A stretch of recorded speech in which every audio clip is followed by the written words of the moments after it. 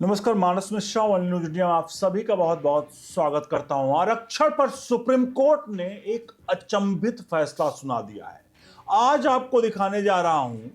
मामला तो गुजरात जो है राजस्थान के हाई कोर्ट में कुछ भर्ती और प्रमोशन को लेकर के था, लेकिन यह भर्ती और प्रमोशन का मामला सुप्रीम कोर्ट ने किस प्रकार से जनरल कैटेगरी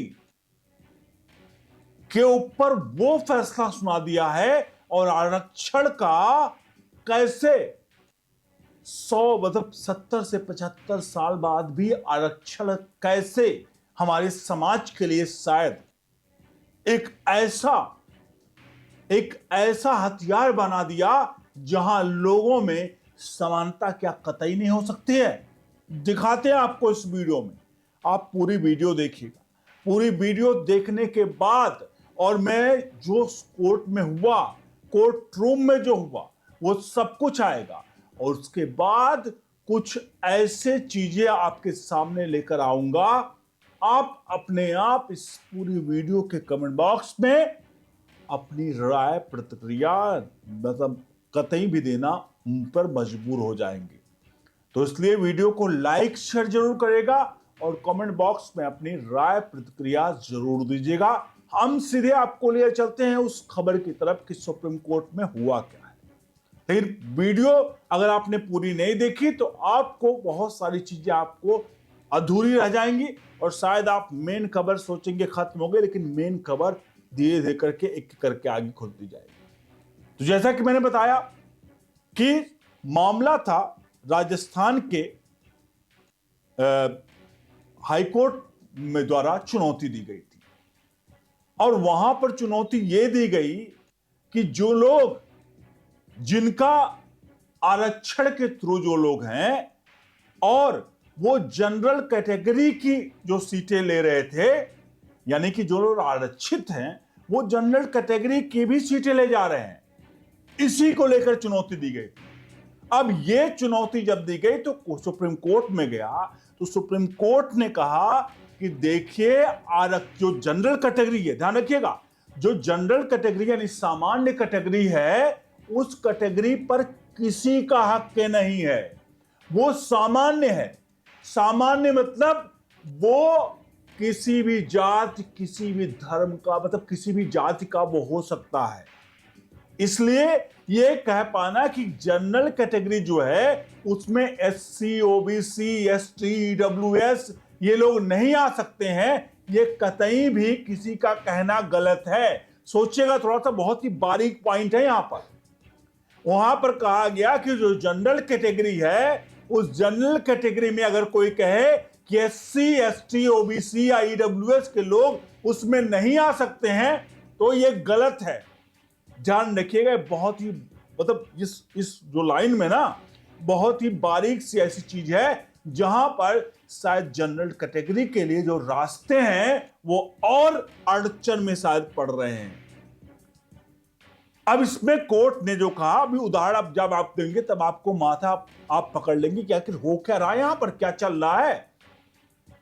यहां पर सुप्रीम कोर्ट ने कहा कि सपोज करिए कोई व्यक्ति है वो आरक्षित कैटेगरी से आ रहा है और उस आरक्षित कैटेगरी में 100 में से 100 नंबर उसने हासिल किया और उसने कोई आरक्षण का लाभ नहीं लिया। अगर वो आरक्षित वर्ग से है, उसने आरक्षण का लाभ नहीं लिया तो वह जनरल कैटेगरी की सीट ले सकता है और वह सीट आरक्षित नहीं मानी जाएगी। मतलब है तो आरक्षित वर्ग से, लेकिन अगर वो एज पर क्राइटेरिया 100 में 100 मार्क्स लाते हैं, या मतलब जो भी ये सारे क्राइटेरिया जनरल के फुलफिल करते हैं, तो जनरल वाली सीट उन साहब को दे दी जाएगी। वो सीट ये नहीं माना जाएगा कि आरक्षित वहां पर आरक्षित सीट ले गए। अब आपको समझ में आ गया होगा कि पूरा मामला क्या था। अब थोड़ा सा मैं इसको जो कोर्ट में फैसला सुनाया ना, इस तरह से कान पकड़ा, इस तरह से कान पकड़ा, हम उस कान को पकड़ने के आपको बता देते हैं। उदाहरण के तौर पर अगर मान लीजिए एक सीट पर कहीं पर भी किसी, मान लीजिए कोई प्रक्रिया, भर्ती प्रक्रिया चल रही है, मान लीजिए वहां 100 सीटें हैं, उदाहरण के तौर पे मान लीजिए 100 सीटों में 50 सीटें आरक्षित हैं। एक मैं उदाहरण ले रहा हूं, 50 सीटें आरक्षित हैं और 50 सीटें ओपन कैटेगरी के लिए हैं। तो यह बात क्लियर है जो कोर्ट ने आज कहा कि वो जो 50 सीटें आरक्षित हैं वो तो भाई एससी, एसटी, ओबीसी, ईडब्ल्यूएस जिनकी है उन सबकी तो है ही, लेकिन जो 50 सीटें अनारक्षित हैं यानी जनरल वर्ग की हैं, अगर जो आरक्षित वर्ग के लोग 50 सीटों में बिना आरक्षण के अगर वो आ जाते हैं तो वो सीटें भी उनके लिए, मतलब वो उनको अपॉइंट दे दी जाएंगी। अब सुनिए कहानी। मान लीजिए 100 सीटें मैंने बताया, 100 सीटों में मान लीजिए 1000 लोगों ने फॉर्म भरा, उदाहरण के तौर पर 1000 लोगों ने फॉर्म भरा और उस 1000 में जो 100 मार्क्स लेकर आएंगे उनका सिलेक्शन हो जाएगा। अब ये करिए, ध्यान दीजिए कि 100 मार्क्स लाने वाले को ये मतलब वो सीट आरक्षित की जाएगी। अब सोचिए कि अगर 100 मार्क्स तक एक भी जनरल कैटेगरी का व्यक्ति नहीं पहुंचता है और शुरुआत के 50 नंबर, और तब छोड़ दीजिए, शुरुआत के 50 नंबर यानी जो जनरल कैटेगरी के हैं, अगर वो ओबीसी वाले टॉप कर जाते हैं, ईडब्ल्यूएस वाले टॉप कर जाते हैं, अगर एससी एसटी वाले उस कैटेगरी में टॉप कर जाते हैं, यानी 100 में से टॉप के 100 जो मार्क्स हैं वो भी एससी एसटी ओबीसी वाले ले आते हैं, तो अगर उनको साफ तौर पर वो सीटें जनरल कैटेगरी वाली भी वो उनको दे दी जाएंगी। किसको? एससी एसटी ओबीसी को। और जो बाकी 50% आरक्षण है वो भी दे दिए जाएंगे। सोचिए ये स्थिति बनती है तो 100 की 100 सीटें जनरल कैटेगरी वाला नहीं पा सकता और सारी की सारी आरक्षित वर्ग को चली जाएंगी।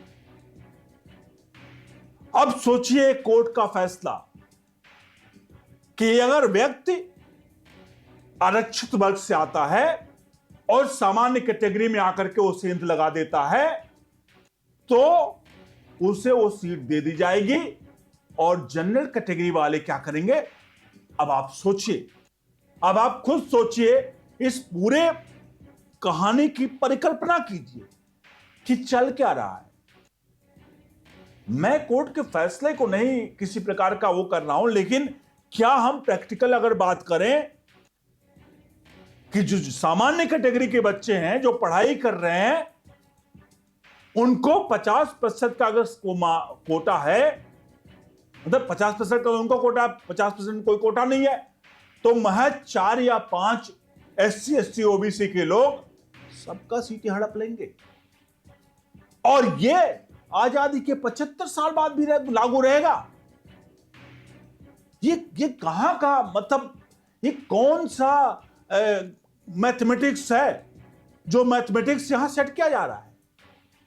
और हम बात कर रहे हैं कि हम जातिवाद हटाएंगे। जातिवाद कैसे दूर होगा भाई?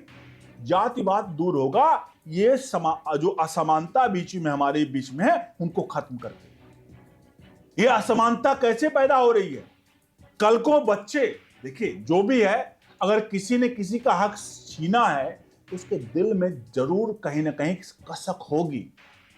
अगर सामान्य कैटेगरी का बच्चा है और वो देखेगा कि मेरे 100 नंबर आए और मैं कोई सीट, मतलब वो सीट मैं हासिल नहीं कर पाया, और एक व्यक्ति जो 60 नंबर ला करके उस सीट पर कब्जा ठोक करके मेरी वो जहां 100 नंबर वाला नहीं पाया और 60 नंबर वाला उस सीट को हासिल कर लेता है, उस पद को हासिल कर लेता है, तो सामान्य कैटेगरी वाले के मन में आपको क्या लगता है कि ईर्ष्या द्वेष का भाव नहीं आएगा? क्या समाज में इसका इंपैक्ट नहीं आएगा? मैं सोचने वाली बात कर रहा हूं कि सोचिए जरा, हमें इस चीज को कैसे खत्म कर सकते हैं।